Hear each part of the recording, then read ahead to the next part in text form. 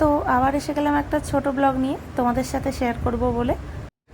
এতক্ষণ আমি পুজো করছিলাম, তো পুজো করতে করতে কোনো রকম ভিডিও শ্যুট করা হয়নি, যেহেতু একা হাতেই পুজোটা করছিলাম আমি পুরোটা, তাই মোবাইল নিয়ে থাকা পসিবল হয়নি।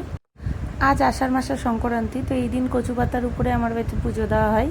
তো ওটা ঠাকুরঘর ছিল আর তুলসী থান, আর এই ঘরটায় ঠাম্মারা নাকি প্রথম দিকে যখন ঠাকুরঘর ছিল না তখন পুজো দিত, তাই এই জায়গাটায় এখন অবধি পুজো করা হয়। তো আপাতত আমি তোমাদের সাথে যেটা শেয়ার করার জন্য এলাম, আমি দেখাবো আমার বাড়ির সামনের পরিবেশটা। আজ সকাল থেকে আকাশের মুখ ভার। তো আমার বাড়ির জায়গাটা আমার প্রচণ্ড প্রিয়। বাড়ির সামনে এরকম খোলা একটা মাঠ, তারপরে এত সুন্দর শিব পার্বতী মন্দির, ধুমধাম করে এখানে দুর্গাপুজো হয়, শিবরাত্রি পালন করা হয়। আর ঠিক মন্দিরের এই যে পাশ দিয়ে আমাদের মা ভাগীরথী, তো এটা হচ্ছে গঙ্গা নদীরই একটা শাখা। আর মন্দিরের পিছন দিয়ে মানে গঙ্গা নদী, আলাদাই একটা অনুভূতি। জানি না এখানে আমার বাড়ি বলে নাকি, কিন্তু খুব খুব প্রিয় জায়গা। কিন্তু ধীরে ধীরে জায়গাটা নষ্ট হচ্ছে, তোমরা দেখতে পাচ্ছ প্রত্যেকটা জায়গায় মাটি কেটে জঙ্গলে পুরোটা ভরে গেছে।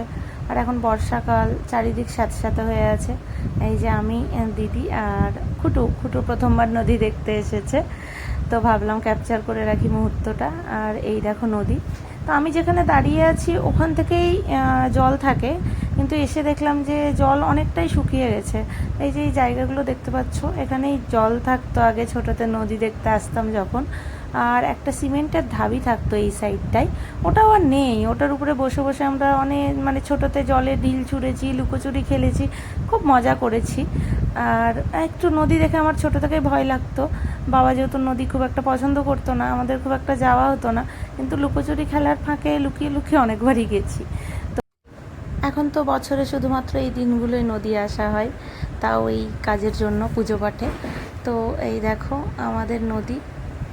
ও মা পতিত পাবনী গঙ্গে, পতিত পাবনী।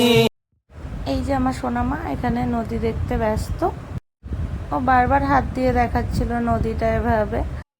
তো আবার দেখা হবে কোনো নতুন ব্লগের সাথে। এই যে আমার ব্যাটা ওয়েট করছে। বাই।